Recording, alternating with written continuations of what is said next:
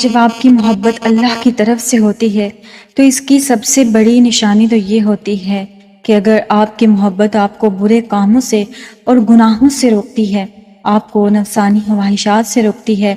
آپ کا دل اللہ کی عبادت میں لگا رہتا ہے، آپ ہر وقت وضو کی حالت میں رہتے ہیں، آپ کی لبوں پہ ہر وقت دعا یا کلمات جاری رہتے ہیں، تو یہ محبت صرف ایک جسمانی محبت نہیں ہے، بلکہ یہ محبت اللہ کی طرف سے ہے، اور یہ ایک روحانی محبت ہے۔ اور یہ محبت نہ صرف آپ کی زبان کو پاک کرتی ہے بلکہ آپ کی روح کو بھی پاک کرنے لگ جاتی ہے۔ آپ برائیوں سے اور گناہوں سے بہت دور ہو جاتے ہیں اور اللہ کے بہت قریب ہونے لگتے ہیں۔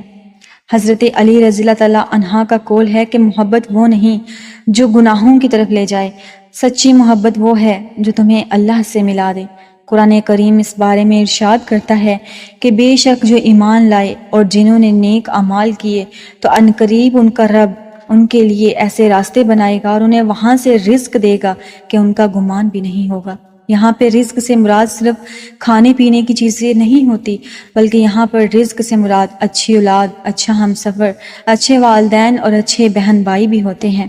اور اس کی دوسری بڑی نشانی یہ ہے کہ وہ انسان آپ کے لیے مسلسل دعائیں کرتا رہتا ہے، آپ کے علم میں آئے بغیر۔ جب آپ کی محبت بے حد سچی ہوگی اور اللہ کریم کی طرف سے ہوگی تو انسان سارا دن فضول کی بات چیت کے علاوہ اللہ سے دعائیں کرتا ہے، نماز پڑھتا ہے، وظائف کا اہتمام کرتا ہے، ایسی دعائیں جو لفظوں سے نہیں بلکہ دل سے نکلتی ہیں، انہی دعاؤں میں لگا رہتا ہے۔ واصف علی واصف اس بارے میں فرماتے ہیں کہ جو محبت دعا بن جائے وہ اللہ ہی کی طرف سے ہوتی ہے۔ یہاں پہ آپ کو ایک اور بات حدیث کی روشنی میں بتاتی ہوں، جب کوئی کسی کے لیے غیر موجودگی میں کسی کے لیے دعا کرتا ہے تو ایک فرشتہ کہتا ہے کہ اللہ تمہیں وہی عطا کرے گا جو تم مانگ رہے ہو۔ اور تیسری اور سب سے بڑی اس چیز کی نشانی یہ ہے کہ صبر اور انتظار اور دل کا سکون۔ محبت اللہ کی طرف سے ہو تو یہ آپ کو صبر کرنا سکھاتی ہے اور صبر کرنے کی تمام ادائیں سکھا دیتی ہے۔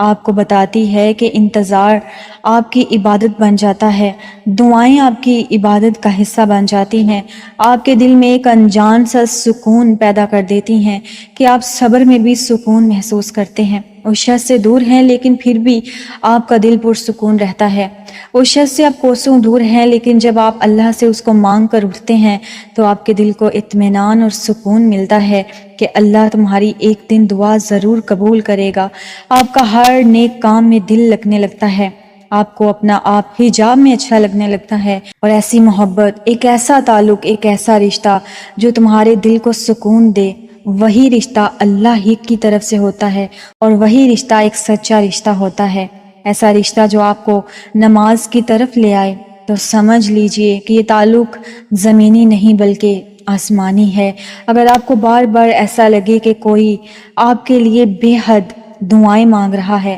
آپ کی خیر کی دعائیں کر رہا ہے، کہ زندگی کے بارے میں اللہ سے خاموشی سے دعائیں کر رہا ہے، تو سمجھ جائیں آپ کی محبت اللہ کی طرف سے ہے۔ آپ کو بار بار محسوس ہو کہ آپ کی محبت آپ کو بے چین نہیں کر رہی بلکہ آپ کو مضبوط کر رہی ہے، آپ کا ایمان بڑھا رہی ہے، آپ کے اندر دنیاوی خواہشات کو ختم کر رہی ہے، تو یہ بھی ایک نشانی ہے کہ آپ کی محبت آسمانی ہے۔ کیونکہ صبر کے بارے میں تو اللہ کریم قرآن کریم میں صاف صاف یہ بیان کرتا ہے کہ صبر کرنے والوں کو خوشخبری دے دیجئے، تو پھر جو صبر کرتا ہے ان کے لیے خوشخبری ہی ہوتی ہے، ان کا اختتام، ان کا اینڈ خوشی پر ہی ہوتا ہے۔ بس آپ نے صبر کرنا ہے، سچے دل سے اپنے رب سے دعائیں کرنی ہیں، اپنی محبت کو مانگنا ہے اور اللہ تعالیٰ سے سچی محبت کی دعائیں کرتے رہنا ہے، دنیا والوں کی باتوں میں نہیں آنا، اپنے رب سے مانگنا ہے۔ میں جانتی ہوں کہ کتنی تکلیفوں سے آپ گزرتے ہیں جب کوئی شخص جس سے آپ محبت کرتے ہیں وہ آپ سے بچھڑ جاتا ہے،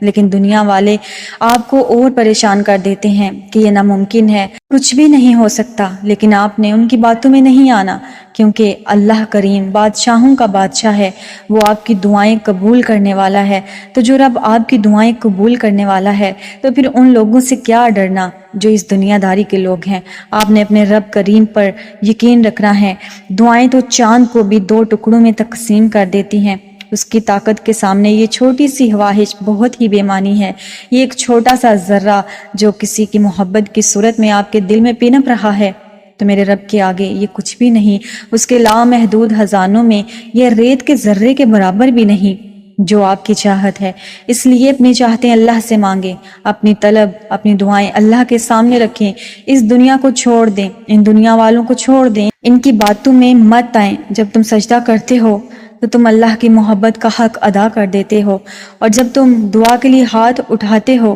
تو یقین کا حق ادا کر دیتے ہو، اور محبت کا تو یقین کے بغیر کوئی وجود ہی نہیں ہے۔ جس نماز میں دعا شامل نہ ہو وہ نماز ہمیشہ ادھوری رہتی ہے، تو پھر نماز ادھوری رکھ کر خواہشوں کے مکمل ہونے کی طلب کیسی؟ سنو، تم پریشان مت ہونا، سنو، سچی محبت تمہارا انتظار کر رہی ہے، اور سچی محبت تمہیں صبر کرنا سکھا رہی ہے، اور سچی محبت تمہاری منزل کے لیے انتظار کر رہی ہے۔ تمہاری منزل بہت قریب ہے۔ جن راستوں پہ چلے ہو اپنے رب کو لے کر ان راستوں پہ چلتے رہو۔ تمہارا رب ان قریب تمہیں بے حد نوازنے والا ہے، کیونکہ میرا رب کہتا ہے میں صبر کرنے والوں کے ساتھ ہوں۔